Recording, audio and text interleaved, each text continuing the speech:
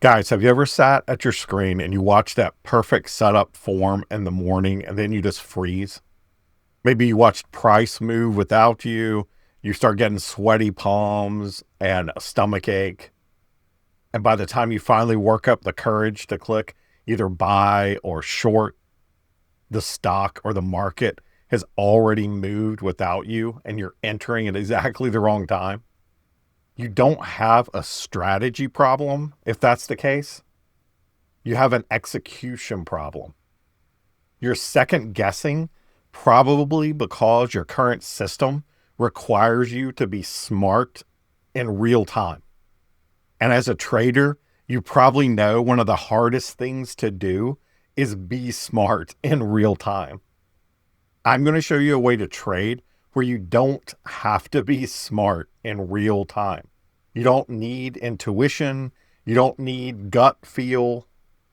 You just need to follow one bar that's near one line, and that's it. And I'm talking about the power bar. The goal here isn't to find some kind of holy grail indicator. The goal is to remove the burden of decision making. If you guys don't know me, I'm Steven. I'm a former market maker. I was actually on the committee that wrote the very first trader's exam, what's now the Series 57. And I've been doing this for over 30 years. Pro traders don't use feel. They don't use gut. They use rules that work, and they just use them over and over until it becomes boring. So let's take a look at the chart. This isn't about complexity again. I'm going to use one line and one candle. Maybe I'll sneak in a couple more. And we're going to go over some non-negotiable rules to follow. What is the power bar trade? You need a power bar that's larger than the other candles around it. It needs to start, originate, be close to, be in the vicinity of the 20 simple moving average. That's our red line on this chart. And it needs to clear support or resistance to the immediate left. And those simple rules take the place of being smart. Let's take a look at a couple of examples. The power bar trade is a momentum trade, so it's going to work best when we're moving. And guess what we did today? We moved. A lot of stocks moved. This is the NQ, the NASDAQ futures. Power bar near the 20. You could have combined these two bars together to get your power bar. It clears this support, and this is your stop. At the high above the power bar, you can also use the 20 as it starts falling in this particular trade. Your entry at the finish of the power bar, so right in this area. This is the size of your stop now. And this is the profit as we fell off today. This happened in multiple stocks because of Anthropic's release of the legal plugin that's crushing a lot of the software stocks today. That wasn't news. That wasn't known before the open, right? It was known at the open. You got a power bar, so you had good context that something negative was impacting a lot of stocks in the Qs especially. Power bar, entry trigger here, stop here. You got 3 pushes or 3 waves if you wanted to take profit that way. You could use the 20 to take profit across or a close above the 20. You could have put in an 8 simple moving average and used a close above that, which would have gotten you out around here for a take profit level. Multiple ways to take profit. This worked. Again, the power bar works where you have movement. All of the software stocks this morning got crushed. Power bar off the 20. Enter here. Stop is here. And again, you can move it down with the 20 as we start falling off here. So move your stop down with the 20 as we're going. A lot of different ways to manage the position once you're in it. That's not really what this video is about, how to manage it. It's more about entry. Power bar begins at the 20, clear power bar. This is on the regular trading hours. If you look at extended, some people, I get questions. Are you trading extended? Are you trading real time? If we're opening near where we closed the day before, you can stay on real time. I usually start on extended hours and then go to real time a little bit later, but it didn't matter. Power bar, entry, nice move. Again, all of the software stocks, ServiceNow, power bar off the open. This one you may have gotten stopped out here on this move higher. If I have 3 candles that look like this, I'm trying to use all 3 as my power bar combined. The 3 of those candles together, essentially these 3 candles, this starts a little bit above the 20. So you could use this candle. If you use this candle and combined them, you wouldn't have been stopped out on this wick, right? You wouldn't have gotten wicked out because it didn't go above this candle. This is a nuance of the trade, combining the candles. So if you combine these 3, you wouldn't have gotten stopped out if this were your stop. You wouldn't have gotten stopped out if this were your stop. If this were your stop, it's possible you got stopped out on the wick. There are other ways, other types of stops you can employ that you wouldn't have gotten stopped out, like requiring a close above the stop. Let's look at some of the other, Microsoft, power bar, lower.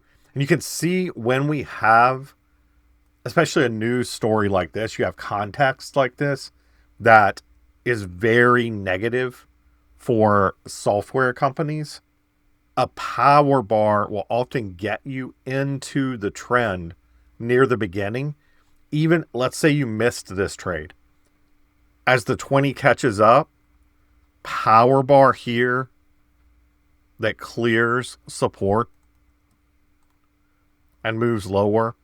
Power bar here that clears support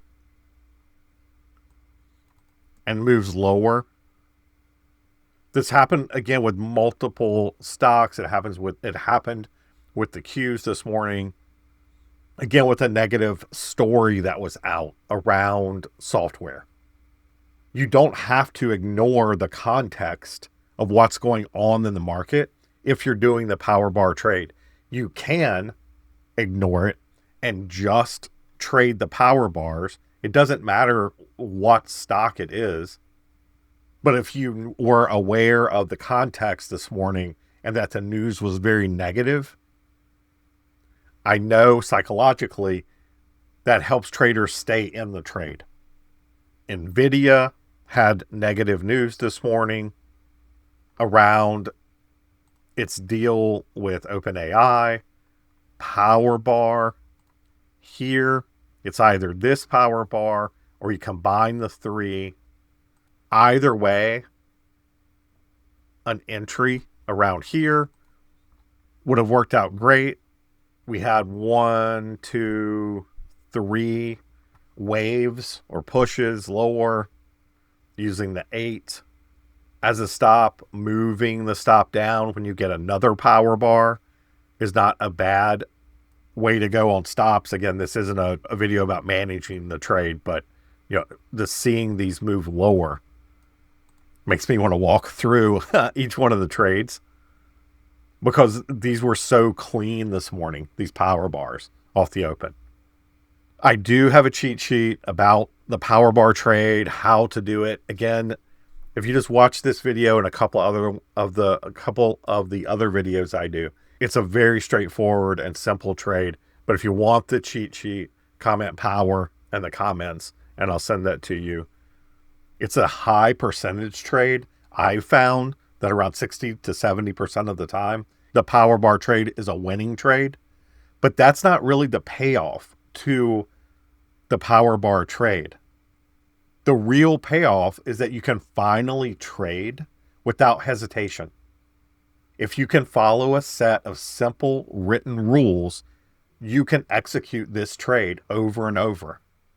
The rules tell you exactly what to look for, so you don't have to think about what am I going to do when I get in the trade.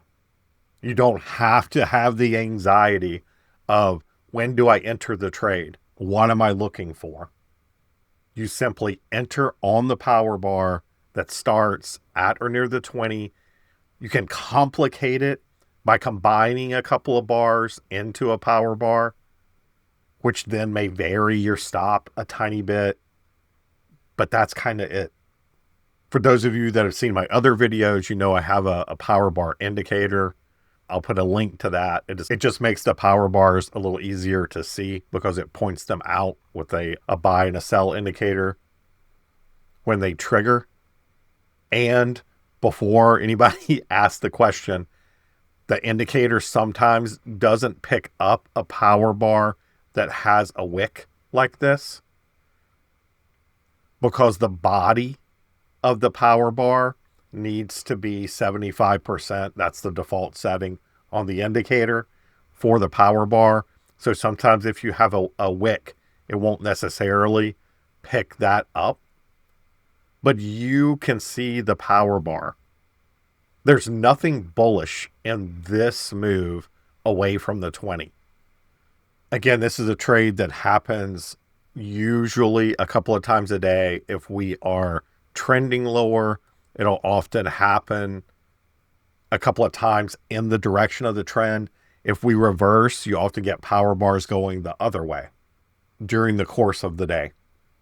But if you want to stop second guessing and have an actual clear entry into your stock or your ETF or your futures, whenever you're trading, look for the power bar with those simple setup rules and stop freezing and hesitating and confusing yourself with 15 different indicators telling you to do 3 different things.